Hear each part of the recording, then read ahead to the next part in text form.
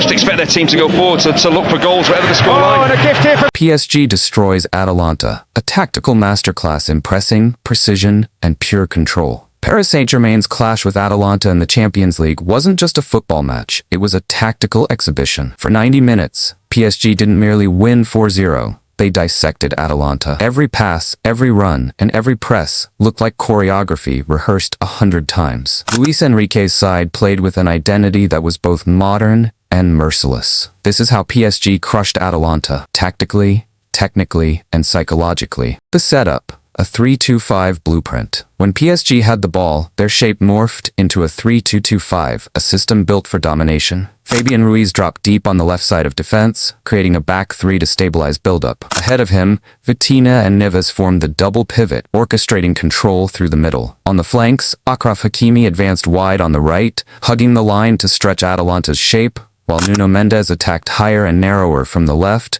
acting almost like an inverted winger. His forward movements constantly opened gaps for Barcola to exploit wide. From the very first whistle, PSG imposed their rhythm, fast, vertical, and suffocating. The first blow, pressing with precision. Just under 2 minutes in, PSG's press hit Atalanta like a tidal wave. Every player marked an opponent. There was no space, no comfort. Atalanta's goalkeeper tried to play through the pressure, passing into midfield, but Neves immediately pressed tight, forcing a back pass. Under relentless pressure, Atalanta attempted a long clearance toward their striker Daniel Maldini, son of the legendary Paolo Maldini, but Marquinhos read it perfectly. He closed down Maldini, denied him the turn, and bullied him off the ball. In seconds, PSG turned defense into attack. Might have been a shooting chance, but he works into Fabian Ruiz.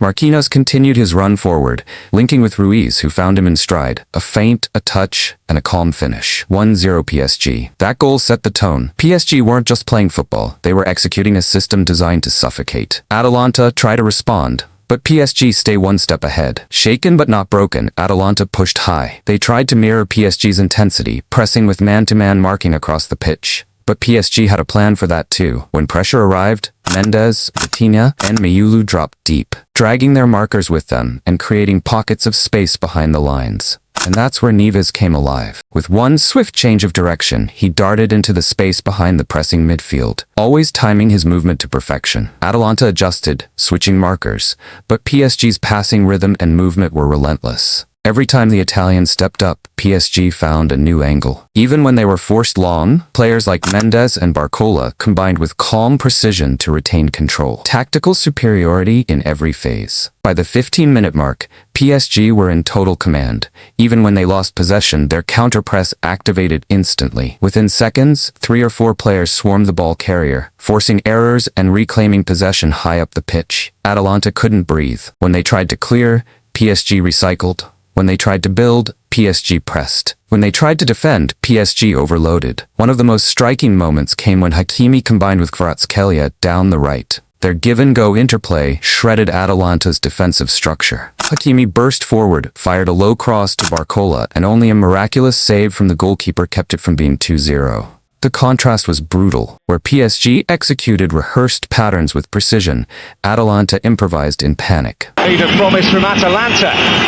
Maldini. The second goal, direct, ruthless, beautiful. Atalanta's press finally broke down completely when Kvaratskhelia took matters into his own hands. Drifting from the right, he accelerated through the middle, slicing past defenders with frightening ease. Nobody could stop him. From the edge of the box, he unleashed a thunderous strike. 2-0 PSG. It was the perfect summary of PSG's dominance. Structure feeding freedom. Luis Enrique's system wasn't just tactical. It allowed players like Kvaratskhelia and Mendes to express creativity inside a disciplined framework. Atalanta collapse, mentally and physically, moments later. A clumsy challenge in the box handed PSG a penalty. Barcola stepped up but was denied by the keeper. A rare moment of mercy for Atalanta. But the reprieve didn't last. PSG's control was absolute. Their third goal came from another mesmerizing sequence of coordinated movement.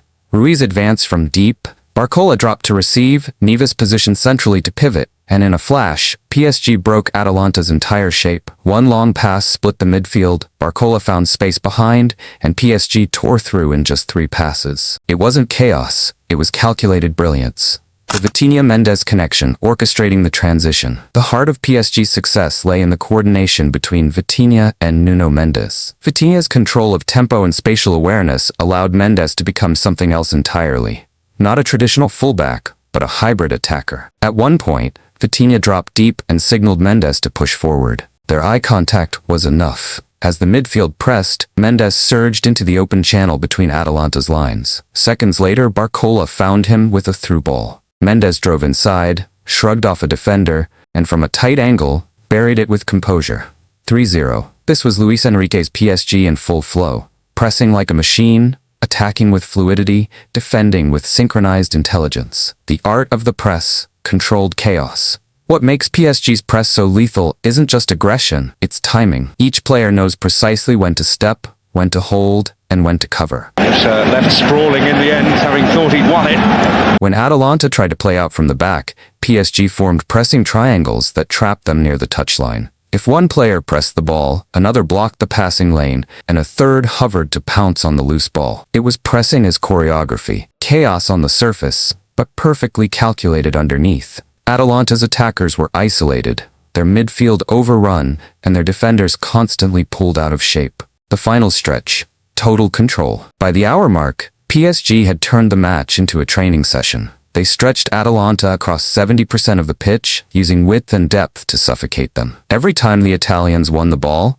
PSG's counter-press struck instantly. Within seconds, they were forced back toward their own box. And then, in the closing moments, came the fourth and final dagger. Barcola's movement once again dragged defenders out of position. His cutback across the box looked like a lost cause, until Ramos, arriving late, lobbed the keeper with effortless precision. 4-0. It was the perfect finish to a performance of tactical dominance. Lessons from a masterclass. What this game revealed is how far PSG have evolved under Luis Enrique.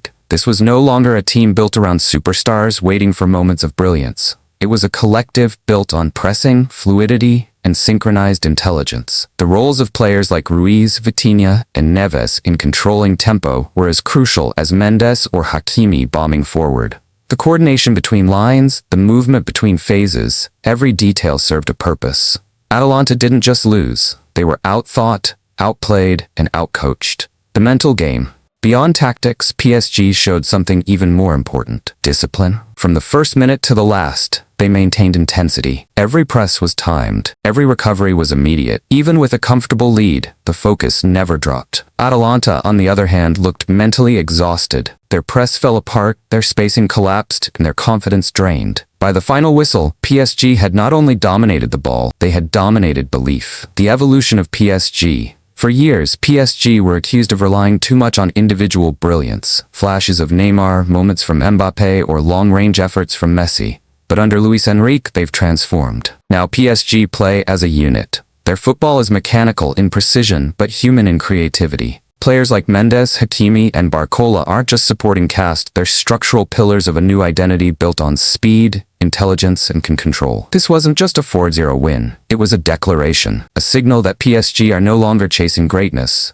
They're building it. PSG's demolition of Atalanta will be remembered not for the scoreline, but for the style. This was the blueprint of modern football. Pressing, rotation, and coordination at its highest level. Every player executed a role with surgical precision, proving that when structure meets creativity, the result is domination. If you enjoyed this breakdown, make sure to like, comment, and subscribe, not just to support the channel, but to stay part of a growing community that celebrates football for what it truly is: art, intelligence, and rhythm.